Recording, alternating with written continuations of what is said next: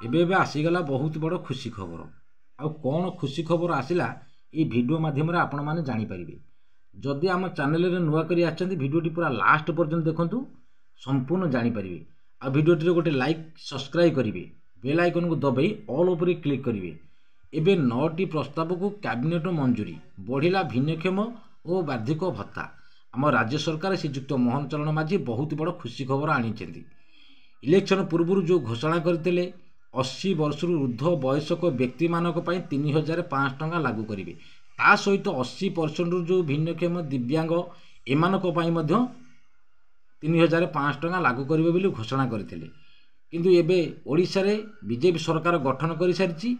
एबे 80 वर्ष जो भिन्नक्षम आ 80 वर्ष ऊर्ध वयस्क व्यक्ति मानक एबे 3500 टंका लागू कर राज्य सरकार श्रीजुक्त मोहन चरण माझी।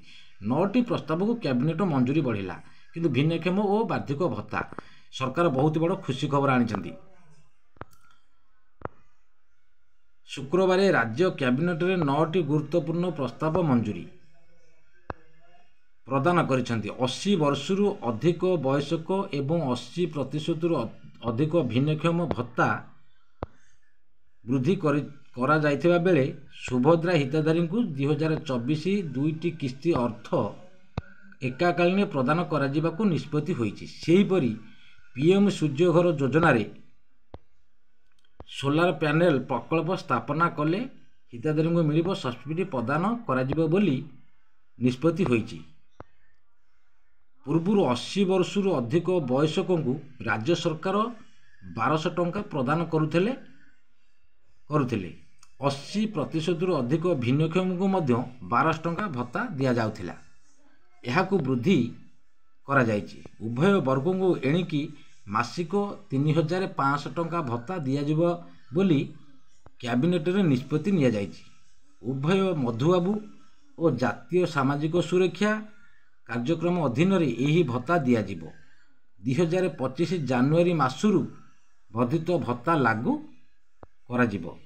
राज्य सरकार बहुत बड़ घोषणा करछंती। आ 80 वर्ष ऊर्ध वयस्क मानक 3500 टंका लागू करेंगे। 80% ऊर्ध भिन्नक्षम दिव्यांग 3500 टंका लागू करेंगे। अन्यपटे सुभद्रा योजना रे आवेदन संपर्क राज्य सरकार नुआ निष्पत्ति नहीं। 2025 मार्च 31 सुधा जो मैंने आवेदन करेंगे से 24 रे 2टी किस्ती अर्थ एकाकालीन प्रदान करा जिवो। यह व्यतीत मुख्यमंत्री कृषि उद्योग योजना 87,414 कोटी टंका घोषणा करा जायछि। ओडिशा राज्य जोगाण निगमर बैंक ऋण लगी ग्यारंटी व्यवस्था होईछि। 5 वर्ष पाई नुआ ऋण लगी 17,500 कोटी देबाकू कैबिनेटर निष्पत्ति निया जायछि। राज्य सरकार बहुत बड़ घोषणा करछंती। जो माने 80 वर्ष ऊर्ध वयस्क व्यक्ति मानक 3500 टंका लागू कले। आउ जो माने 80% भिन्नक्षम दिव्यांग अक्षम असहाय एमानक लागू कले 3500 टंका। आ बहुत बड़ कथा हला आम प्रिय मुख्यमंत्री बहुत बड़ खुशी खबर देइछंती। किंतु 60 वर्ष किंबा 70 वर्ष वालों ए पर्यंत कौन घोषणा करने से 3000 टंका दबा कथा सरकार आ देले बहुत बड़ खुशी खबर हाँ। किंतु राज्य सरकार किंतु जानिबा कथा जो माने 60-80 वर्ष वाला देले 3500 टंका। जो माने दिव्यांग 80% दिव्यांग भिन्नक्षम से देले 3500 टंका। 60 वर्ष किंबा 70 वर्ष वाला 3000 टंका देले बहुत बड़ खुशी खबर होता। आम राज्य सरकार श्रीजुक्त मोहन चरण माझी बहुत बड़ खुशी खबर आनी। आ जदि वीडियोटी भल लगी था गोटे लाइक करेंगे, सब्सक्राइब करेंगे, बेल आइकन को दबाई ऑल ओवर क्लिक करेंगे। रही नमस्कार, जय जगन्नाथ।